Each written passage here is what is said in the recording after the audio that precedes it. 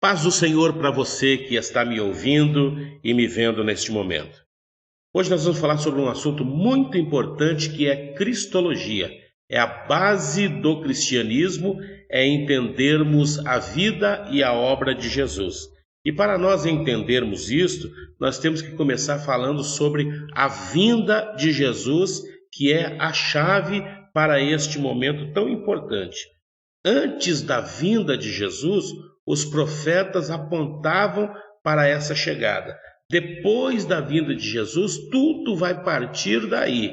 Daí nós temos o antes de Cristo e depois de Cristo. Ou seja, Jesus marcou o calendário da humanidade. Quando Jesus chega, a religião pagã já não saciava a sede espiritual da humanidade. O povo estava entregue a toda sorte de pecado. Romanos capítulo 1, dos versículos 18 ao 32, o apóstolo Paulo mostra como era a situação desta época. O homem tentou fazer da filosofia e da arte seus meios de salvação, mas nada disto resolveu. Daí o apóstolo Paulo dizer em Gálatas capítulo 4, versículo de número 4, que vindo a plenitude dos tempos, Deus enviou seu Filho, nascido de mulher, nascido sob a lei. Então a plenitude dos tempos, ela foi o momento exato para Jesus chegar.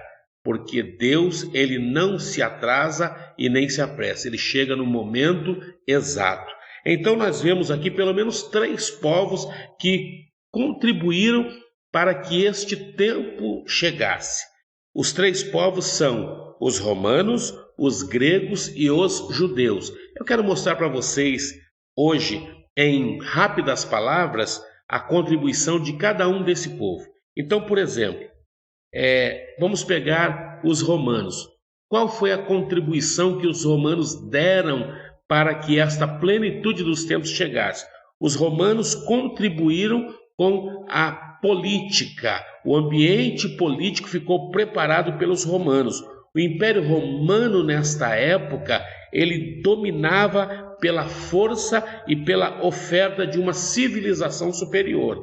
Então eles dominavam os povos, mas em contrapartida, para que o povo não se rebelasse contra Roma, eles davam uma condição de vida melhor e davam também a eles a cidadania.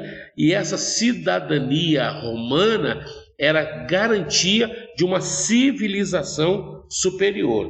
E nós temos pelo menos 4 colaborações de Roma para a plenitude dos tempos, que foi, primeiro, a unificação dos povos, a unidade política, ou seja, a partir desta dominação romana, já não existia mais conflito entre os povos dominados por Roma, porque se ele dominasse um povo que tinha uma falta aqui e dominasse outro povo que tinha fartura nisso que faltava aqui, ele pegava o que estava em fartura aqui e dava para esse povo, e esse povo aqui não ficava insatisfeito porque a sua necessidade era suprida. Daí nós temos a unificação de todos os povos. Nós temos a garantia de cidadania, como eu já falei para vocês, e existia um ótimo sistema de estradas. Roma construíam estradas muito boas. E com isto, com essa dominação romana, o que vai acontecer a partir daí? Os povos pagãos que eram dominados por Roma ficaram sem fé nos seus deuses, porque eles depositavam a fé nos seus deuses e vinha Roma com um outro deus e dominava eles. Automaticamente eles perdiam a fé nos seus deuses e com isso o ambiente foi criado para a pregação do cristianismo. Roma traz esta contribuição para deixar o ambiente propício para que o cristianismo fosse implantado entre os povos. Mas nós temos um segundo povo, que são os gregos. Os gregos também trouxeram uma contribuição para que essa plenitude dos tempos acontecesse. O que é que os gregos contribuem? Atenas ajudou a criar um ambiente intelectual. Os gregos conquistaram Roma culturalmente. O evangelho iria precisar de uma língua universal. Daí a implantação do grego koiné. Nós temos o grego clássico e o grego koiné. O grego koiné é um grego popular que todo mundo fala. Tanto a plebe quanto a classe mais alta tem esse livre trânsito, o grego koiné. Daí o evangelho, precisando dessa língua universal, iria se valer desta língua para levar o evangelho para todos os povos. A filosofia grega, ela vai falhar quando ela tenta trazer ou satisfazer as necessidades espirituais do homem através da filosofia. Ela não apresenta um Deus pessoal e um Deus de amor. Com isso, as mentes humanas ficaram receptivas ao cristianismo, porque todo ser humano tem uma carência espiritual. E quando eles tentam isso na filosofia, a filosofia falha em suprir esta carência. Os filósofos gregos não tinham respostas a perguntas básicas sobre o homem que o cristianismo iria responder com muita facilidade. Nós temos, por exemplo, um fato muito conhecido de todos, que foram 3 questões que por muito tempo os filósofos se bateram, e essas 3 questões foram: quem que eu sou, de onde que eu vim e para onde que eu vou. Os filósofos, grandes filósofos, se bateram nessas 3 questões e não souberam responder. E por fim, nós temos a contribuição religiosa dos judeus. Os romanos contribuíram na política, os gregos contribuem na cultura, e agora nós temos a contribuição dos judeus na religião. Que religião é essa? Os gregos, os judeus, eles eram monoteístas. Eles criam em um único Deus. Até o cativeiro babilônico, o povo judeu enveredou-se pelo caminho da idolatria, adorando a vários deuses. Eles foram politeístas por muito tempo, mas depois do cativeiro babilônico, que Deus os manda para lá com a finalidade de ensiná-los sobre a idolatria, eles ficam 70 anos no cativeiro babilônico, e quando voltam de lá, eles voltam curados deste pecado, e a partir do cativeiro babilônico, eles nunca mais iriam se prostrar diante de um outro Deus, qualquer Deus pagão que fosse. Eles se tornam monoteístas de verdade. A segunda contribuição dos judeus é a esperança messiânica, que foi popularizada no mundo romano pelos judeus.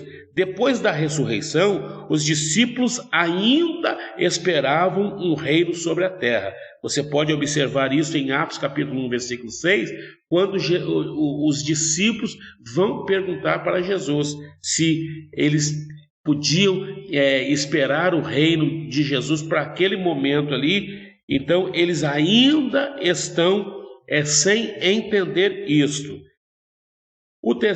A terceira ajuda ou contribuição dos judeus é o sistema ético.